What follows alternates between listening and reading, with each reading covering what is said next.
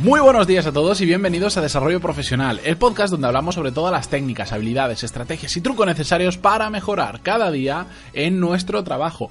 Dicho esto, vamos con el episodio de hoy. Como sabéis, y como buen viernes, quería traeros una reflexión, algo que compartir con vosotros. Y esta semana envié una newsletter. Ya sabéis que me gustaría que fuera todas las semanas, pero a veces pues tardo 2, 3 semanas o incluso un mes en enviarlo. Y esta semana sí que envié y os dije un libro, que de hecho ya lo había dicho en otra newsletter, que me he vuelto a releer porque me ha parecido súper interesante. No a nivel solo de emprendedor, sino que es un libro que, aunque cuenta la historia, la biografía de un emprendedor, me parece un libro de gestión de equipos, de gestión de la innovación, de disrupción y de muchos temas súper interesantes, incluso para todos los que trabajan o hemos trabajado para alguien, no solo para emprendedores. Es la biografía no autorizada de Elon Musk, que si lo buscáis en Amazon, pues la vais a encontrar muy fácilmente. Bien, pues en ese libro, aparte de las miles de cosas interesantes que hay, soy un poquito fanboy de ese señor, sé que después tendrá, y en el libro lo comenta mucho, sus cosas no tan buenas, no todo es tan bonito como lo pinta. Por si alguien no lo conoce, es el creador de Tesla, de SpaceX, de PayPal, bueno, co-creador de PayPal, etcétera, etcétera. Es un fenómeno. Y la parte que a mí se me ha quedado más grabada de todas era que a este señor siempre se le ha definido como una persona súper inteligente, como un súper mega crack, y no dudo que lo sea, lo es, todo el mundo que ha trabajado con él lo dice, pero a veces, cuando cuentan su historia, parece que es una persona que ha nacido ya con todo el conocimiento, que es que al ser súper inteligente le cuesta muy poco asimilar las cosas. ¿Cómo decirlo? Como que lo ha tenido fácil en ese sentido. Como es tan listo, cualquier cosa que escucha se le queda y ya está. Bueno, en parte puede ser así. Las personas que son extremadamente inteligentes escuchan una cosa y no hace falta que se la repitas. Ya se ha quedado guardado en su cabeza para toda su vida, sobre todo si les interesa. Pero en el libro cuentan que Elon Musk tiene una habilidad especial para aprender, no solo en base a su inteligencia, sino que es una persona que no deja de aprender de absolutamente nadie. Y cuenta la anécdota que un empleado de SpaceX, la empresa que hace cohetes para enviar al espacio, a Marte y tal, un empleado contaba que cuando entró en la empresa le resultó muy curioso porque un día se le acercó Elon Musk y le empezó a hacer preguntas. Y bueno, tú le dices lo típico, el dueño de la empresa pasaba por ahí, no te ha visto nunca, se acerca, te hace un par de preguntas y ya está. Bueno, la cuestión es que no fueron un par de preguntas y Elon Musk se pasó toda una mañana con ese empleado haciéndole preguntas mientras trabajaba, pero bombardeándole a preguntas. Y la primera reacción del empleado fue pensar que él estaba poniendo a prueba, como yo creo que todos podríamos pensar. A ver, viene el jefe para ver si me han fichado bien, si realmente sé de lo que estoy hablando, etcétera, etcétera. Me está poniendo a prueba. Eso era lo que primero se imaginaba, pero al cabo del rato se dio cuenta que no estaba poniéndole a prueba, sino que estaba aprendiendo de él. Había bajado Elon Musk, que en su momento ya era un referente, ya era una superestrella de todo esto, había bajado a hablar con una nueva persona que se había incorporado simplemente para aprender todo lo que sabía porque le interesaba ese tema. Y esto es algo que se me ha quedado grabado a fuego y que me parece súper interesante y quería compartirlo con vosotros porque al final, ya lo hemos hablado en otras ocasiones, la actitud es muy importante. Y ese hombre no es tan bueno ni sabe tanto por magia, por simplemente porque ha nacido inteligente, sino porque tiene la actitud y quiere aprender. Él está en el sector aeroespacial y quiere saber muchísimo. Y ya que tiene a mucho talento junto, se molesta en aprender de él. Evidentemente no está todos los días interrogando a todo el mundo, pero cuando puede lo hace. Y cuentan varias historias del tipo a lo largo del libro. Y es algo que, si os lo cuento, es porque si él lo hace, todos podemos hacerlo. Si un hombre que tiene, yo no sé cuántos proyectos tiene, Tesla, SpaceX, The Boring Company, ahora quiere sacar uno sobre noticias falsas y no sé qué historias, si él puede, os puedo asegurar que todos nosotros podemos. Es simplemente cuestión de actitud.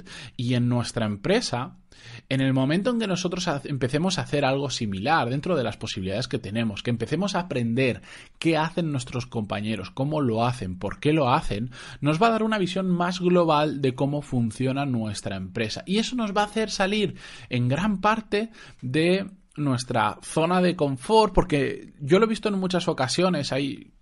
Por ejemplo, en la restauración, si seguimos con el tema, sabéis que muchas veces hablo de ello porque anteriormente estaba en ese sector. En la restauración siempre ha habido una separación muy grande entre cocina y entre la sala. Jamás he entendido por qué, pero es así. Los cocineros suelen estar encerrados en un sitio, los de sala en otro, y no se suelen llevar bien. Y es el caso extremo, es decir, ninguno quiere saber cómo es el trabajo del otro, solo quieren que le den las cosas bien para que el otro pueda hacer bien su trabajo. Y ya está. Pero es que en cualquier empresa muchas veces pasa lo mismo. El departamento de marketing se lleva mal con el departamento de producción, o el de ventas se lleva mal con el de logística. ¿Por qué? Porque cada uno mira por su propio puesto, mira por su propio departamento y poco más. Y no somos capaces en muchas ocasiones de querer aprender cómo o qué es lo que tienen que hacer los otros departamentos. Si nosotros somos capaces de entender eso, cuáles son las necesidades de nuestros compañeros, por qué hacen las cosas, cómo las hacen, no solo vamos a aprender más cosas que nos va a servir para más adelante si queremos cambiarnos de trabajo, de departamento, si queremos ascender y tener una visión general de la empresa, etcétera, sino sobre todo para poder mejorar nuestro propio puesto de trabajo. A veces creemos que el problema está en el departamento de al lado que no hace las cosas bien. Igual, viendo cómo funcionan ellos, nos damos cuenta de que en nuestro departamento, de lo que está de nuestra mano, en nuestra mano, podemos cambiar algo que haga que toda la empresa funcione ligeramente mejor, aunque solo sea un poco. Pero es muy importante saber cómo funciona el resto.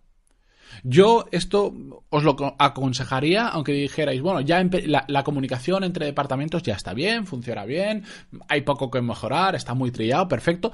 Aún así, yo os diría que hagáis eso, que cojáis a un compañero en el momento del café. Ya no digo que te sientes al lado suya durante el trabajo, porque también tendréis vosotros que trabajar. Pero en la pausa café, yo por ejemplo, cuando en las primeras oficinas que tuvimos en esta franquicia de restauración, convivíamos con otra empresa que era, digamos, del grupo.